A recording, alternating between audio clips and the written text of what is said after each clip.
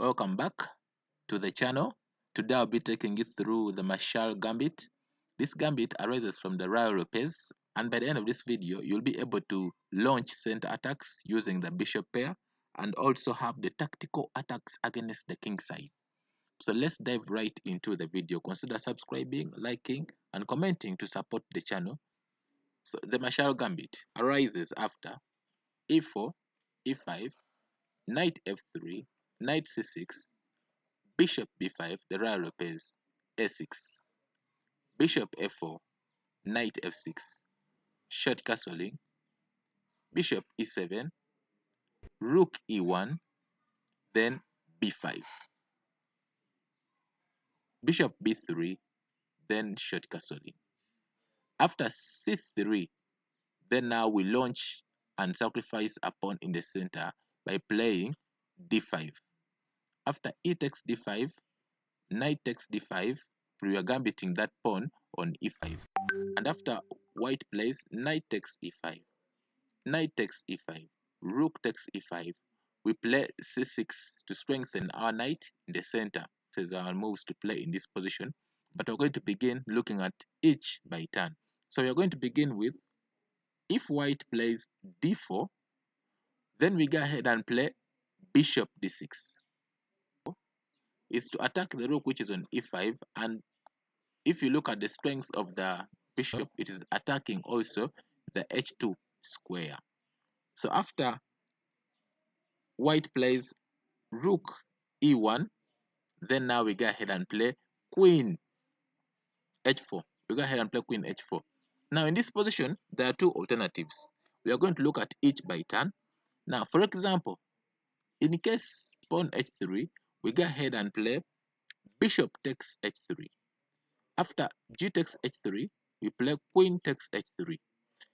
Now, the strongest move in this position, you cannot believe it, but giving back material by playing rook e5.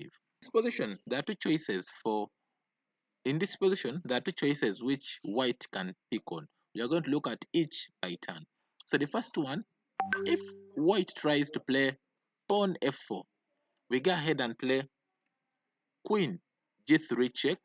After king f1, knight takes f4, queen d2, queen h3 check, king g1, rook a e8. Now we're attacking the rook which is on e1, and white can't stand a chance of removing the rooks because it will be very bad for him. So the recommended move here is trying to play rook e5. After rook takes e5, queen takes f4, then rook e2.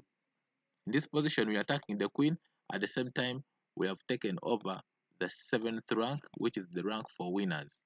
And black stands more chances of winning the game. Let's go back. The recommended move is rook e5.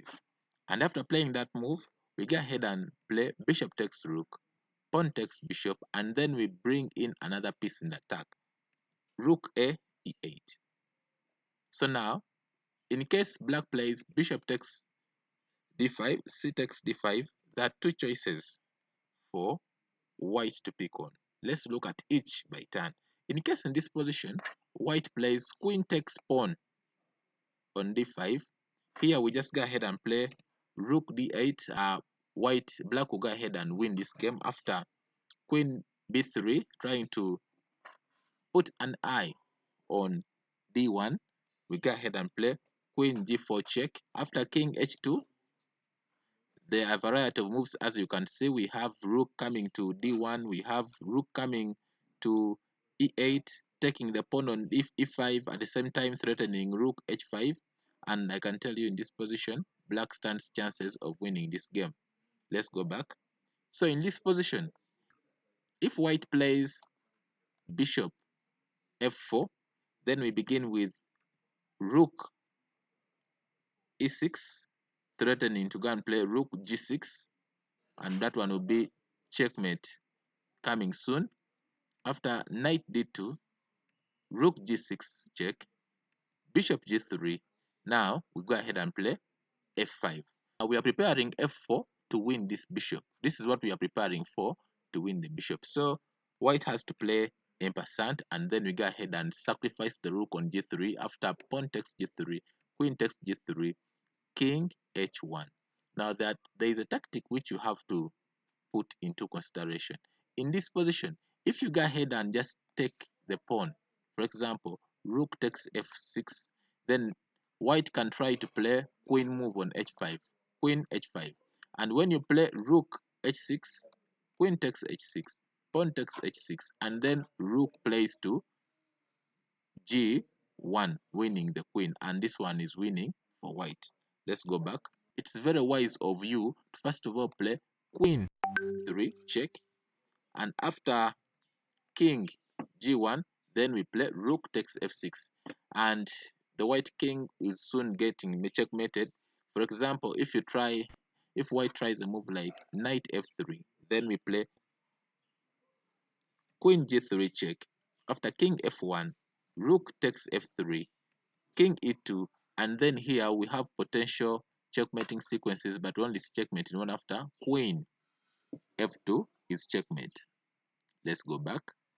So in this position, we said we have looked at the position if white plays h3. Now we are going to still go with the main line. So in this position, the best move to go ahead to play is g3. And after g3, we go ahead and play queen h3. In this position, there are a variety of moves which white can pick on, and we are going to look at each by turn. So let's begin with the first move. In case of queen f3, we begin with, and this is not a common move.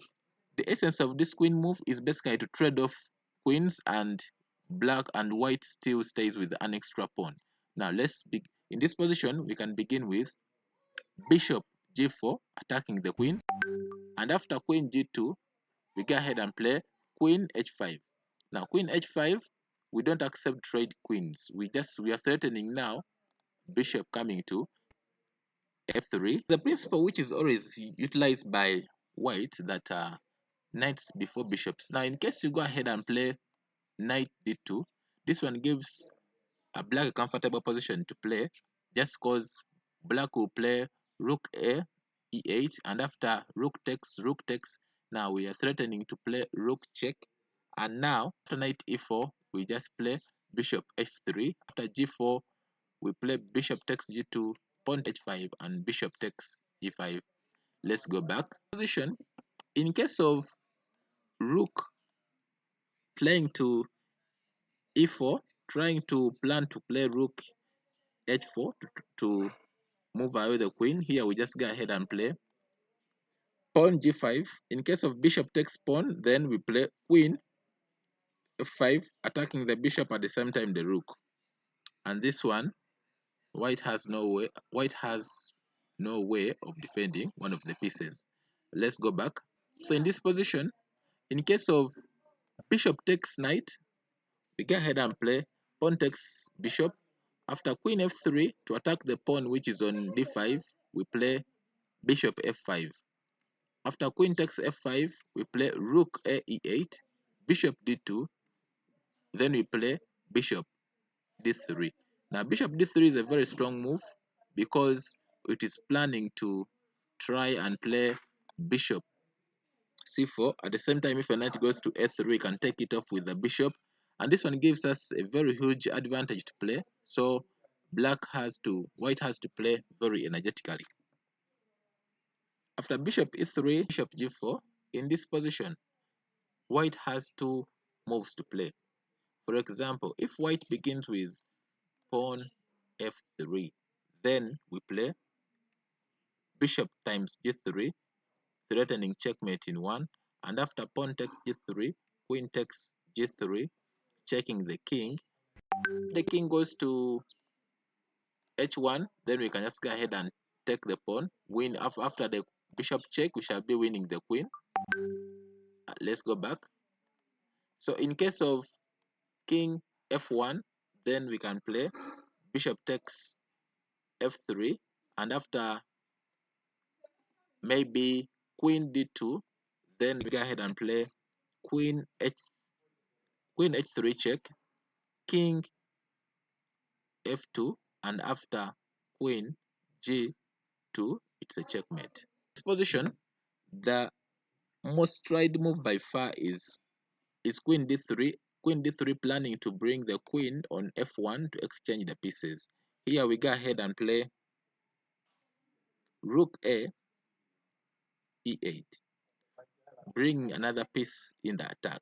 After knight d2, we go ahead and play rook e6. Now rook e6 is planning a simple tactic that now we want to bring in another piece to threaten the mate. At the same time, this knight is also attacking the bishop. Remember, if the rook is on h6, it is going to be enabling the queen, which is on h3, to give a checkmate. So white has to play energetically. So in case of f4, queen h5, in anticipation of queen f1, at the same time defending her piece, which is on d5. So after a takes b5, a takes b5, white has a variety of pieces to play. But let's see each piece, each move by turn. For example, if bishop takes d5, then we go ahead and play queen takes d5. Here we can even go ahead and play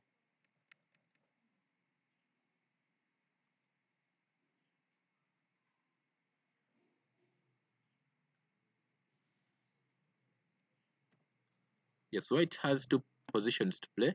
If they can play queen f1, they can play c4. But if they play c4, we just go ahead and take the c4 pawn. After queen takes c4, we play rook b8, trying to attack the pawn which is on b2. And after queen take, pawn takes, black has the decent position to play. It plays knight d2, allowing the queen to play queen d2, which can be very useful in the future, because now still this bishop can drop back in case it's needed, and it can play safely. So we go ahead and proceed with bishop f5 attacking the queen. After queen d2, bishop h3. So now we are attempting to come and enter from the f3 square and give checkmate on g2. So bishop d1, queen g6. After bishop f3, we go ahead and play queen f5 attacking the bishop, which is on f3.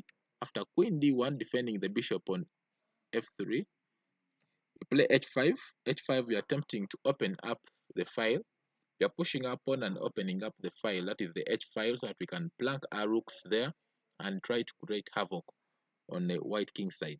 If you look at this opening, it gives black more chances of attack than before. After rook comes to a6, bishop c7 defending our pawn on c6, bishop h1, and then rook f6. Now rook f6 is a simple move, trying to take this bishop and checkmating on f2. After queen e2 defending f2, then now we play h4. We are hitting the king side. After bishop d2, rook e6, queen f3, rook takes e1, bishop takes e1, bishop f4. White cannot take the bishop, which is on f4. The reason is after pawn takes, then we go ahead and play queen g6 check, and after white has to defend the check with bishop, and after that we can take knight takes f4, still attacking the bishop on g2, which is not good for white. So let's go back. White tries bishop g2, and after bishop g4, then queen e4, trying to trade the queen. Queen c8. Remember, you should not trade the queen because it's the strongest piece you have as black. So queen c8 attacking the rook, which is on a6, rook a1, rook e8, attacking the queen at the same time, trying to improve the rook and improving the rook and attacking the queen. So in case of queen c2, bishop f5 hitting on the queen, queen d1, then we play bishop g4, queen c2, bishop f5, queen d1, bishop g4, and I can guarantee that this one can be a forced draw by far. We have looked at we have looked at d4. So right now we are going to look at d3. After d3, we go ahead and play bishop d6, hitting on the rook. After rook e1, there are two strong moves to play, but in this position, because of d3, bishop f5 is very strong because it is attacking the weakness. It will be attacking the weakness which is on d3, and this is how we go about it. We play bishop f5, and after queen f3, we go ahead and play queen h4. Queen h4 is a very strong move because it is trying to emphasize the weakness which is on h2, and it will be forcing a queen take, and a checkmate is soon looming. White plays g3. After g3, queen h3, just emphasizing the weaknesses which are on the white squares, and after that we play bishop e3. So bishop e3 is a good move, trying to eliminate, trying to give back the material which is on trying to give back the pawn which is on d3. So for example, if we go ahead and play knight d2, aiming for knight coming to e4, this is how the line can go. After this move, we begin with rook a e8, and after then we go ahead and bishop g4. After queen comes to g2, we take off the queen, king takes, and then we go ahead and play f5. After playing f5, then white can play h3, also emphasizing the bishop to move away. After bishop goes to h5, then bishop f4, bishop takes, pawn takes, and then in this position we take the knight, and pawn takes knight. Remember, the knight can't move away because it's being pinned, so there's a simple tactic which we always go ahead to play. We play bishop f3, king takes bishop, rook takes pawn, king goes to g3, rook takes pawn. Now this one, if you look at it, all sides have equal pieces, and this one, it has to lead to draw. Black has 3 pawns on the queen side, white has also 3 pawns on the queen side, 2 pawns on the king side, and 2 pawns on the king side. So this one will end into a draw, and that's why you see majority of the grandmasters don't play such lines which are drawish. So that's why in this position, white plays bishop e3, and after bishop takes d3, we go ahead and play knight d2, developing that knight.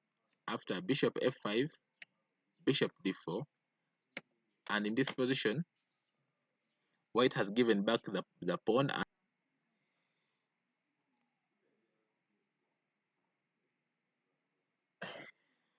after d5, as we said for the Marshal gambit, we are giving up the pawn which is on e5.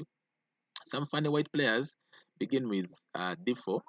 Now there are various ways of how to play. This pawn is attacking the pawn on e4, and also we are attacking the pawn which is on d4. So let's look at each by turn. In case of d takes e4, then white can play knight takes pawn, and after knight takes knight, then pawn takes knight, queen takes d1, bishop takes d1. So in this position, after knight goes to d7, if white plays rook takes the pawn on e4, then it gives black a lot of activity. After knight c5, and after rook d4, then because now rook d4 taking over the open file, then we go ahead and play knight coming back to e6. After rook goes back to d2, then bishop goes to g4, bishop goes to g5, rook goes to c2, and then bishop takes, rook takes. So this one, after we are preparing to put our knight on g6, at the same time attacking this pawn which is on g, because we are having chances of playing in the future bishop b7. So after bishop goes to f3, we go ahead and play rook b8, and after rook goes to d1, then we play knight g6. Now here we are attacking this pawn which is on e5. So after knight d2, we can take off this pawn, and white has no way of going past the pawn. So it means after taking the pawn, the game is symmetrical and equal. So we said we have looked at d takes d4. Now we are going to look at e takes d4. After e takes d4, we play pawn e5. Knight goes to e4. C takes d4. Bishop f5, strengthening a knight on e4. Knight c3. Knight takes knight. Pawn takes knight. And then we go ahead and play knight f4. Attacking the bishop which is on b3. Bishop c2. We take the bishop off. Queen takes c2. Knight c4. This one centralizes and puts a knight in the center. So there are a variety of moves which white can try in this position. But in case he plays knight d2, we can just go ahead and push our pawns on the queen side, as you can see with the arrows, and we can go ahead and win the game. After playing d5, sacrificing our pawn which is on e4 after the takes, then white may try to decline the gambit by playing d3. So in case of that, we just take off the pawn. After pawn takes, we play queen takes d1 and then bishop takes d1. In this position, we go ahead and play bishop b7. Now bishop b7, we are trying to put an aim on that e4 pawn in the future, because knight goes to d2. After rook f d8, bishop c2. This position is very equal.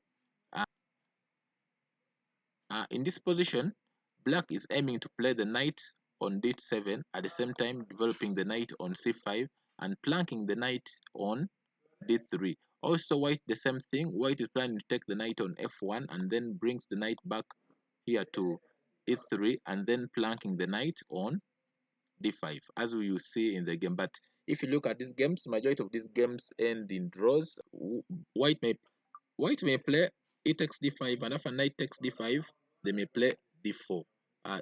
They are trying to avoid the gambit, but it's okay. This is perfectly fine in these lines. We just go ahead and take the pawn and take the pawn. In case of knight takes d4, we can just go ahead and take the knight. After pawn takes, we play bishop b7, and after knight c3, we go ahead and play knight f6. Now this knight f6 gives us more and attacking chances, because you can see that we are trying to aim for the king side. All the pieces are going to be planning to go to the king side, and this one can give you amicable chances to go and attack and win games. C takes d4.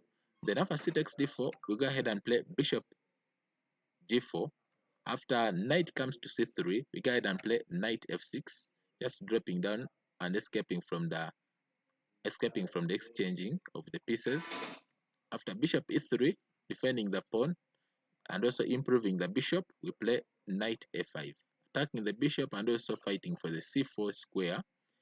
After bishop c2, we play knight c4. Now we're attacking the bishop, at the same time attacking the b2 pawn.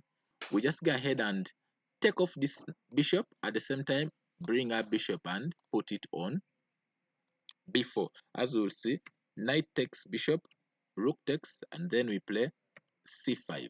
c5, attack hitting in the center and trying to open up lines. After d5, closing up the lines, we play bishop d6, taking more space and trying to create a passed pawn. So h3, bishop d7. Now if you look at this position, all the pieces of black are aiming to move forward, and the bishops are looking at the king side. So all these are attacking bishops. So black is treating the bishop on d7 and trying to create an amicable attack on the king side, as we shall see in the game.